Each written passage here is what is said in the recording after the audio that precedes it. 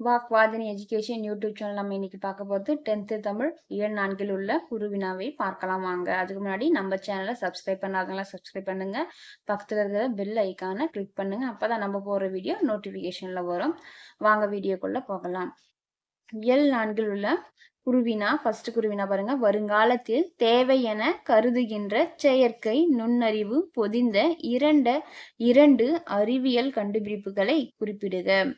வருங்காலத்தில் நம்ம ஃபியூச்சர்ல என்ன மாதிரியான நுண்ணறிவு கருவிகள் வந்து தேவைப்படும் அப்படின்னு வந்து கேட்டிருக்காங்க. செயற்கை நுண்ணறிவு என்னதுன்னா ஆர்டிஃபிஷியல் இன்டெலிஜென்ஸ், அதாவது ஒரு மனிதன் வந்து செய்யற மாதிரியான வேலையை ஒரு இயந்திரம் வந்து செய்யறது தான் வந்து செயற்கை நுண்ணறிவால் இயங்கும் கருவின்னு சொல்றாங்க. அதாவது நம்ம பார்த்தீங்கன்னா எந்திரன் படத்துல பார்த்தீங்கன்னா ரஜினி வந்து ஒரு ரோபோட்டிக்ஸ் செய்வார் பார்த்தீங்களா. மனிதன் செய்யற எல்லா வேலையுமே வந்து அது செய்யுமானா அது வந்து உணர்ச்சிகள் மட்டும் வந்து இருக்காது. அந்த மாதிரியான இயந்திரங்களை தான் சொல்றாங்க.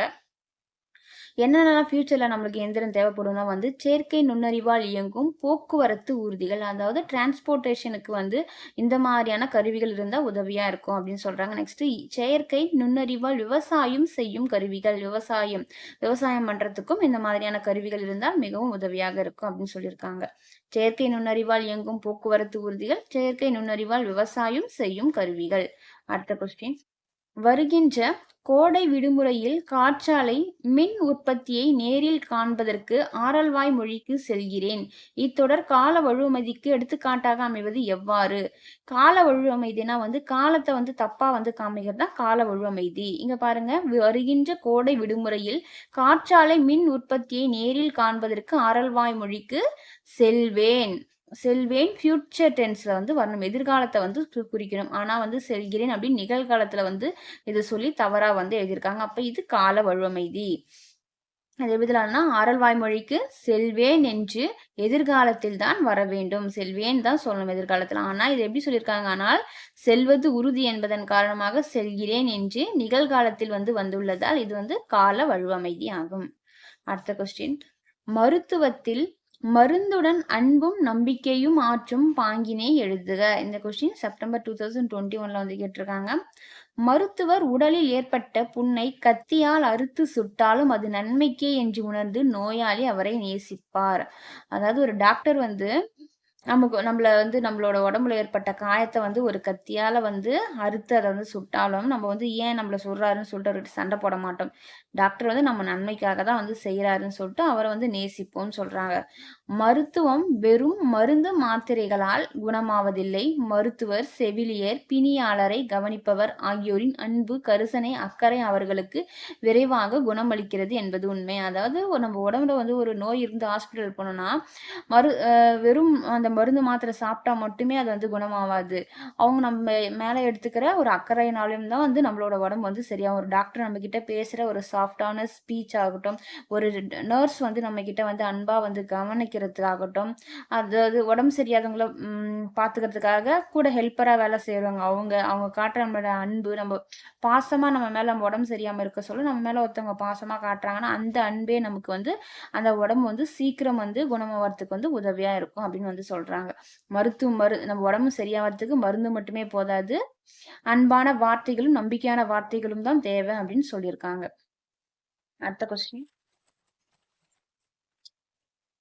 உயிர்கள் உருவாகி வளர ஏற்ற சூழல் பூமியில் எவை எவை என பரிபாடல் வழி அறிந்தவற்றை குறிப்பிடுக. ஒரு உயிர் வந்து வளர்த்தன எந்த மாதிரியான சூழல் வந்து வேணும் அப்படின்னு கேட்டிருக்காங்க. தொடர்ந்து பெய்த மழையால் பூமி வெள்ளத்தில் மூழ்கியது.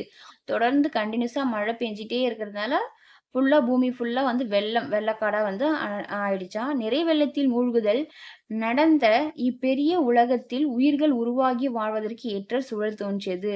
மழை பெஞ்சு அந்த தண்ணி வந்த பிறகுதான் நீர் இருந்தாதான் வந்து ஒரு உயிர்கள் வந்து உருவாக முடியும் அப்படின்ற சூழல் வந்து இருக்கு. அதனால வந்து நிறை வெள்ளம் வந்து மூழ்கி அதுக்கப்புறம் அதெல்லாம் சரியான பிறகு அந்த இடத்துல வந்து உயிர்கள் உருவாகி வளர்றதுக்கான ஒரு ஏற்றல் சூழல் வந்து தோன்றியது அப்படின்னு சொல்றாங்க. அச்சூழல் உயிர்கள் தோன்றி நிலை பெறும்படியான ஊழிக்காலம் வந்து அந்த சூழல் வந்த பிறகுதான் அந்த உயிர்கள் வந்து தோன்றி அந்த இடத்துல வாழ்வதற்கான ஒரு ஊழிக்காலம், ஒரு நல்ல காலம் வந்தது அப்படின்னு வந்து சொல்லியிருக்காங்க பரிபாடல்ல.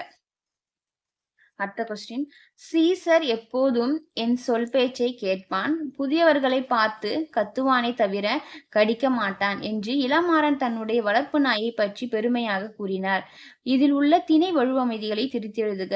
திணை வழுவமைதினா ஒரு அக்ரிணையில இருக்கிற பொருளை வீரை வந்து நம்ம உயர்திணையா வந்து சொல்றதுதான் வந்து திணை வழுவமைதின்னு சொல்லலாம்.